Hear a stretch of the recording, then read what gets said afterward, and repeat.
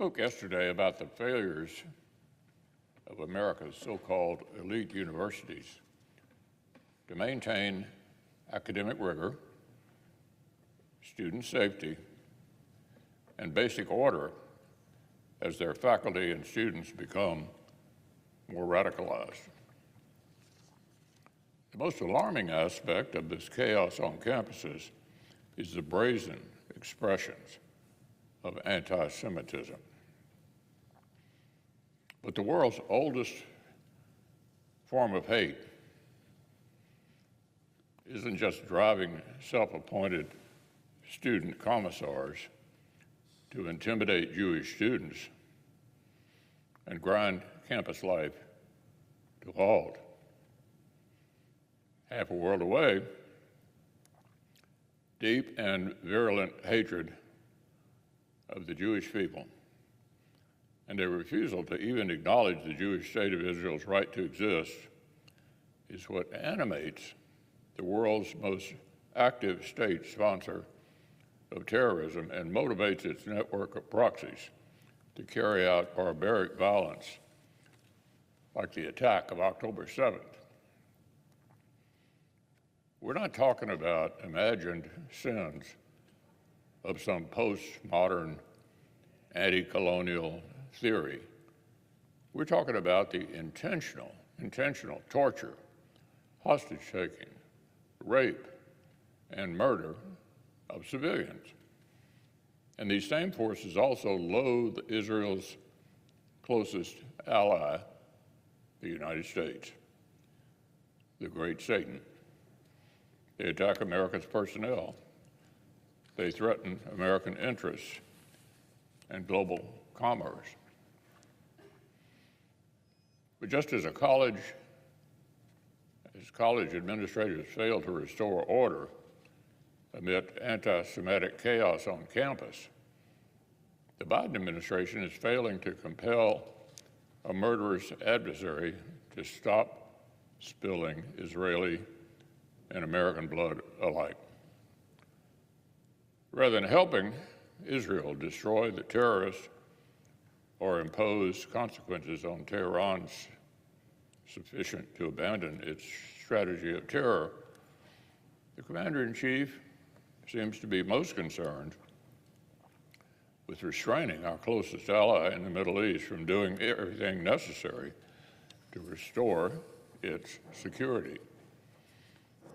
At nearly every step, the Biden administration has tried to prevent, slow, or micromanage Israel's efforts to pursue Hamas terrorists. It's as if the president wants the appearance of calm and respite from inconvenient headlines rather than a decisive victory over terrorists that can lead to a just and lasting peace.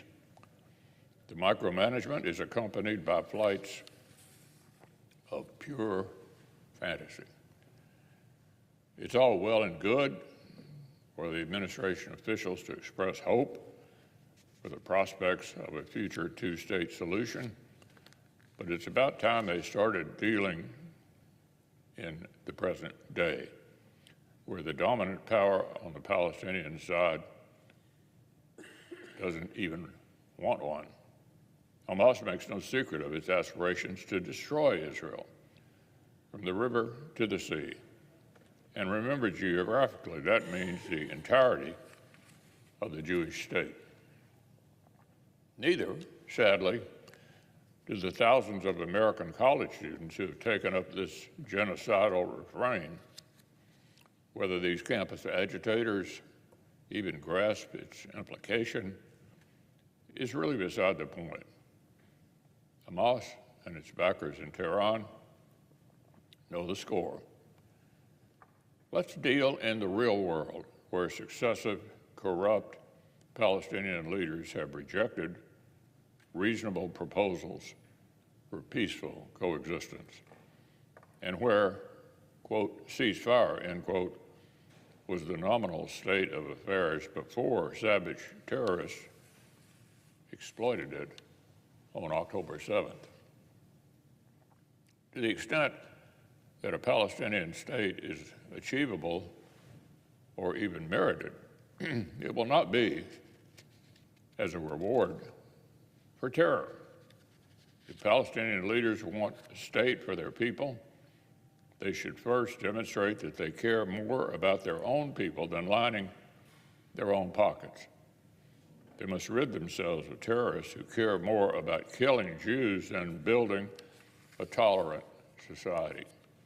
Bottom line, if the Biden administration wants to put Israelis and Palestinians back on a path toward peaceful coexistence, they ought to help Israel destroy Hamas and curb Iran's influence in the region. That would require, for one thing, the United States getting serious about the operational challenges our ally faces.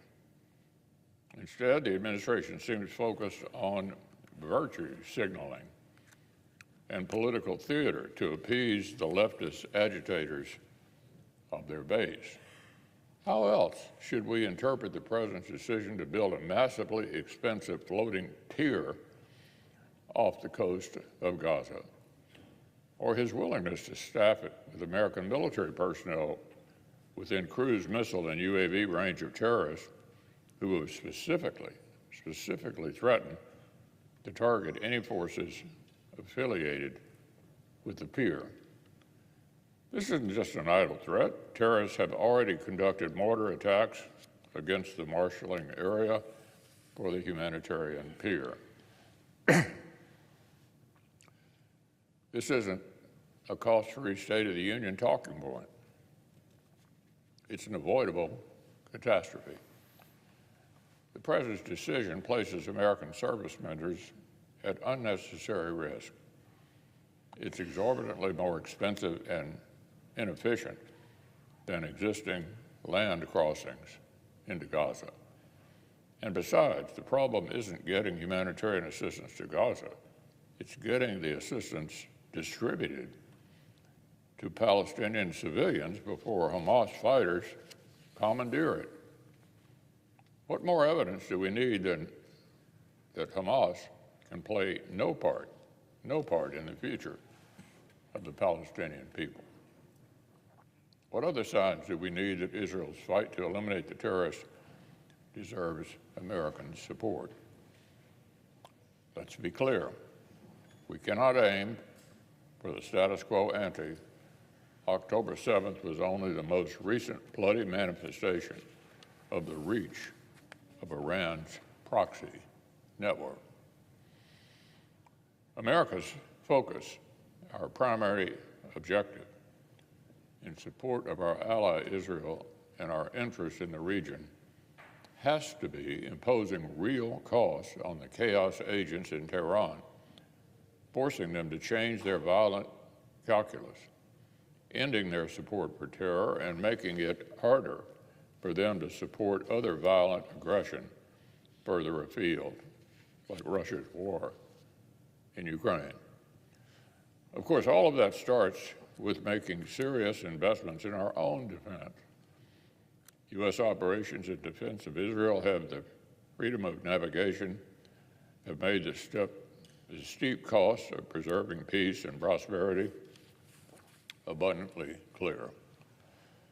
The past several months have illustrated the undeniable urgency of expanding production of missile defense capabilities, long-range strike capabilities, and the full range of hard power necessary to challenge our adversaries' behavior. It's time for the administration and Congress to step up, put our money where our mouth is.